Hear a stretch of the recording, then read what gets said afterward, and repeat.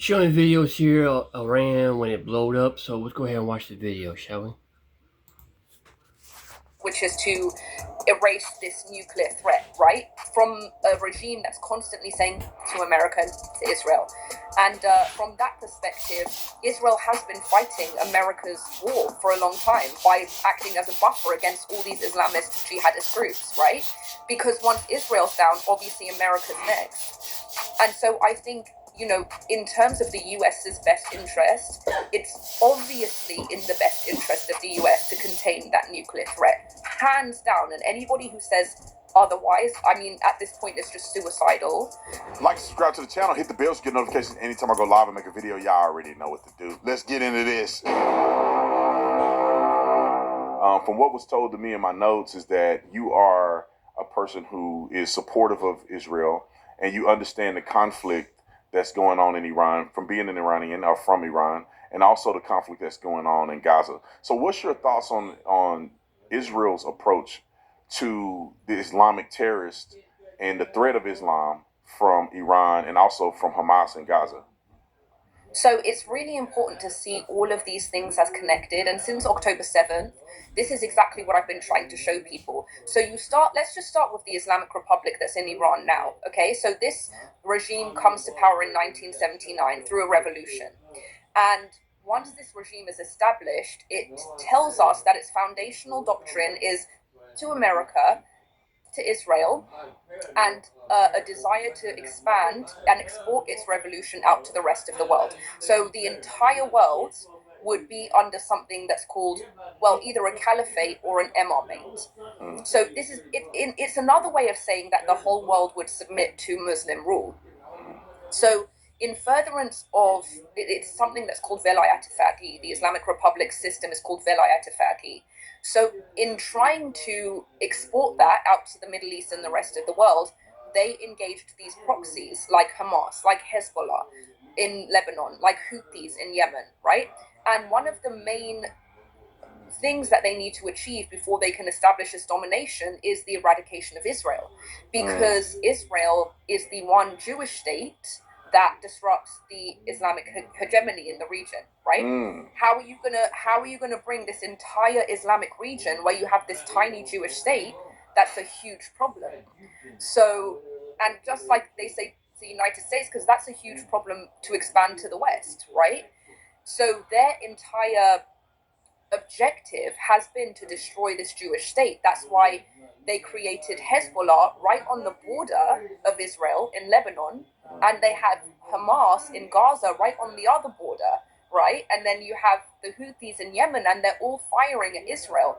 And so because the Western world has no idea who the Islamic Republic are and what their objective is, they look at this war in Gaza, which is obviously devastating, it's obviously horrible, so many innocent lives lost, but they don't understand why this is happening. They don't understand that Hamas is intentionally burying itself in civilian populations. They don't understand that this is a war that's very existential, not just for Israel, but for the Middle East and the world.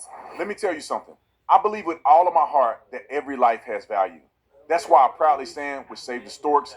They don't just talk about being pro-life, they live it.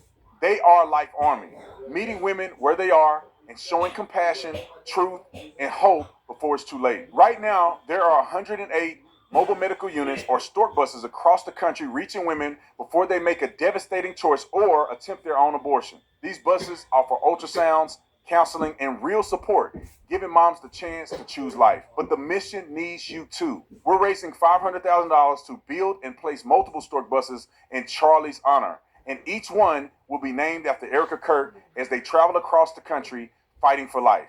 We need everybody to give generously and to stand up and to be part of something bigger than themselves. And for every gift of $50 or more, you will receive this free Life Army t-shirt. Join me in the Life Army. Together, we can help more moms, save more babies, and change more futures. So go to SaveTheStorks.com/Tatum or scan the QR code on the screen now to donate. And so because the Western world has no idea who the Islamic Republic are and what their objective is, they look at this war in Gaza, which is obviously devastating, it's obviously horrible, so many innocent lives lost, but they don't understand why this is happening. They don't understand that Hamas is intentionally burying itself in civilian populations. They don't understand that this is a war that's very existential, not just for Israel, but for the Middle East and the world.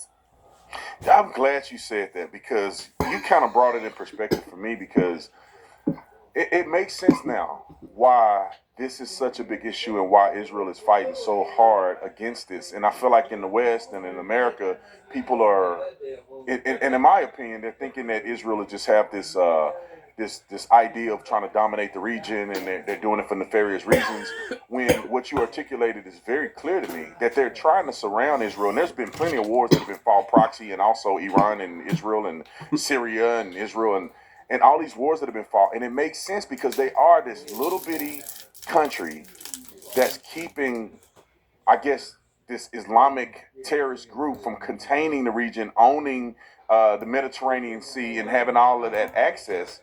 And it's interesting that you said that. So with that being said, what's your opinions on America's involvement in Iran? Because I think that we should be helping Israel, and Israel has done their part, and we help them finish the job because that's in the best interest of us. Yeah. What's your thoughts on that?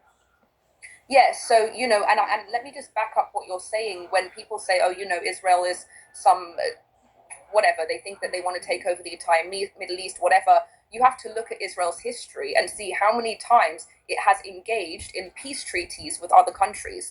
Like, for example, during the 6-Day War, you had 5 Arab countries declare war on Israel. Again, it's always just defending itself from this constant threat. And then it ends up making peace with Egypt and returning the Sinai.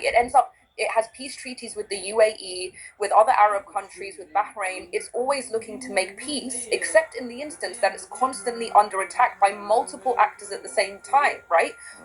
People are like, look how many wars Israel has started. Hamas started the war on October 7th. Hezbollah fired next on October 11th. Then come in the Houthis, right? And it's constantly under this barrage of attacks by the primary backer as well, which is the Islamic Republic in Iran. And for some reason, people can't see this. In terms of your question about the US's involvement, look, we haven't even got to this conversation, but the people in Iran are against the regime. Statistically, the overwhelming people, more than 81%, 85% of Iranians are against the regime, and they've been protesting and fighting for freedom for years.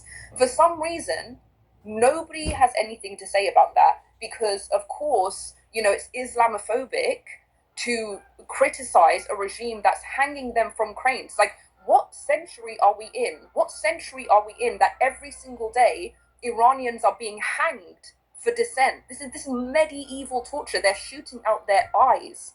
They're being raped. It's so insane that anybody just has nothing to say about that, but they have so much to say about everything else. So there's 2 different interests when you talk about the US involvement. There's obviously the interests of the US and the Western world, which is to erase this nuclear threat, right? From a regime that's constantly saying to America and to Israel. And from that perspective, Israel has been fighting America's war for a long time by acting as a buffer against all these Islamist jihadist groups, right? Because once Israel's down, obviously America's next. And so I think, in terms of the US's best interest, it's obviously in the best interest of the US to contain that nuclear threat, hands down. And anybody who says otherwise, I mean, at this point, it's just suicidal. In terms of the Iranian interest, because they want to get rid of this regime, their hope, obviously nobody wants war, nobody likes war, it's scary, it's dangerous. But what they hope is that the regime would be so weakened by all of these strikes that they can topple the regime themselves and have, a democratic government in its place. And that's exactly what I've seen from people that speak on behalf of Iran, because they can't talk. They are state-run media. You better not dissent from the government. So I have seen and heard almost through the grapevine or vicariously through other people that understand what's going on in Iran, is saying that they are actually hopeful that things go south with the government so that they can have or elect the people that they want to be liberated. The crazy thing to me is that all the people in our country, in America, that are crying liberation, liberation, liberation, They don't want the people of Iran to be liberated. They don't want the women of Iran. I watched a video the other day of a woman, and I can't verify this because I never lived in Iran, but she was saying that if she were to catch her husband in the act, violating their marriage vows, you know what I'm saying, and she were to kill her husband, she would be killed, put to death. If he if he caught her cheating and he killed her, nothing would happen. And she also went through and said that women, if they violate certain crimes, and it's pretty much anybody, but women specifically, if they violate certain crimes and they're guilty and they're sentenced to be hung, that if they're a virgin, they can't hang a virgin, so they have to take advantage of her first, rape her, and then hang her after that. And the barbarism of just thinking about that existence should be enough for people in the West to say, no, I hope to God that we stopped them from getting a nuclear weapon. And I hope that we don't have to fight the war, but I hope that they do have a regime change, which is what Trump said. But I want to hear your thoughts on anti-Semitism, because I used to think that anti-Semitism was like racism, right? And in part, it's like that to a certain degree. I mean, people overuse it, right? Everything is racist and nothing is racist. Everything is anti-Semitic. But nowadays, I'm starting to see from a lot of conservatives, from a lot of other people who are pundits on television, who are having or displaying what I believe is true anti-Semitism, which is this blind hate for the Jews. So what's your thoughts on anti-Semitism? Do you think it's legit? Do you think there's some there? Yeah. Oh God, I think so much. I mean, I honestly, when I started speaking up about this on October 7th, I'm such a sort of nuanced and detail-oriented person. I'm not the person that jumps in to say like, oh, racism, this. And so a lot of Jews kept saying to me, this is all about anti-Semitism. And I was like, I'm sure it's not all about anti-Semitism, But the more I dug, I was turning over every single rock, every single stone. And then by 6-7 months in, I was like, oh my God, this is really just all anti-Semitism. And when you look at the patterns throughout history, where we are right now is so scary because it mimics exactly every pattern in history before the worst case scenario. It's the same thing that happened in Nazi Germany. You had this regime that was like, everything is, the fault of the Jews. Everything is the fault of the Jews. And then people rallied behind this regime and it ended up being in World War II. And so now you're seeing a very, very similar trend where we have, the social justice warriors and the humanitarians of our time being so anti-Israel that they're now linking arms with terrorists and jihadists and extremists because they're freedom fighters that are resisting the Jews.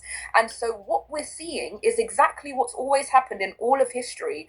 You are now allying with the worst humans on earth because you're so anti-Semitic at this point, and you think that's why they say it's first the Saturday people, then the Sunday people, right? Because what you do is that you bring these jihadists in by saying, they're freedom fighters, resistance, whatever, and then, they kill the Jews, and guess what? They're going to kill you next too, because they don't care about Christians either, and they don't care about any other religion.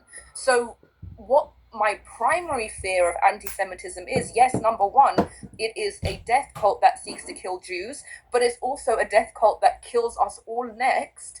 And this is exactly what wokeness has turned into, which is why I call it inclusive terrorism. Right. I'm glad you said that. You make so much sense. I almost feel like you put this stuff together so well and more eloquently than I can. You are 1,000%. I used to think that anti-Semitism was just blown out of proportion. I'm like, yeah, everything's anti-Semitic. It's not about people cannot like Jews, and there's nothing wrong. People don't like groups, and they have their reasons. But then I started I think it's almost like I say people get bit by the anti-Semite bug. That's what I say, because it seems like it goes down a path, right? It starts with questioning one thing, which is reasonable, right? I mean, it's reasonable to question Benjamin Netanyahu. It's reasonable to question how much money we give Israel and making sure that we're being stewards over the money that our taxpayers are paying. It's reasonable, but it doesn't stop there. Even if the government does something poor or does something untoward, that's the same thing that America does. We do stuff we weren't supposed to do as the government. You don't say, I hate America. You go like, no, I love Americans. Well, they do say that.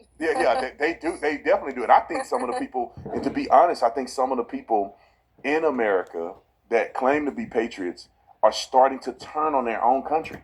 Exactly. And this is the craziest thing, that the people that say America first are now the ones that are blaming America for everything. And it's so, this is what I always talk about, right? I always talk about ideological subversion. And it's the same master plan that came from the Soviet Union that is now being replicated by the jihadists. The plan was always to convince Westerners to hate themselves so much that they would tear down their own society and create a power vacuum for them to step in. And it's so unbelievable, because the whole ideological subversion campaign from the Soviets was literally decades and decades of flooding us with all of this misinformation and anti-Westernism, which they would call, oh, this is anti-imperialism, anti-capitalism. Meanwhile, they were the biggest imperialists in the world. It was all just a grift, right? And the Islamic Republic, the jihadists are doing the same campaign where they're trying to convince, through subversion, they're trying to convince the Western world to hate themselves.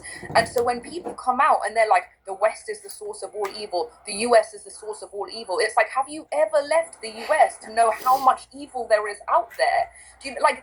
You want to talk, the US is one of the best places in the world for liberation, for freedom, for free speech, for freedom of religion. You people wouldn't last a single day in Afghanistan or Iran. And the way that they talk about the Western world is so unbelievably out of touch. It's just, and they don't see that the way that they're talking about it is actually going to bring, it's going to bring harm over time, because you're collapsing our values. You're collapsing the values of the liberal democracies that we have by supporting people who don't like free speech, who don't like freedom of religion, who don't like any of these things. I really wish that we could fix this to some degree, because I do see your point. I mean, the infighting is here. These leftist lunatics that are on campus, they hate Jews, they hate America. And then it's sad because some of the people on the conservative side are beginning to turn on America over Israel. And they begin to, say negative things about Donald Trump and that he's bad because he's supporting Israel to a certain degree. And I'm afraid that those two factions could come together a lot closer than they should. We are not the same. Gazans, a lot of them may be good people, but Hamas is an evil terrorist organization. And we know their tactics. We know how they fight dirty. They literally still have people that are kidnapped at this point. They still have people in their country kidnapped. And we know that they hide under buildings and they put their citizens out there. And we know that a lot of those citizens potentially would die for the cause, right? They would say, I'm a martyr for my faith, and I'll stand in this building, or I'll stay behind when the evacuation notice is had, because this is going to further help us in the long run and help the faith in the long run. They will die for their faith. Suicide bomb, I mean, you name it. And Iranians would, and not Iranians, but I say the regime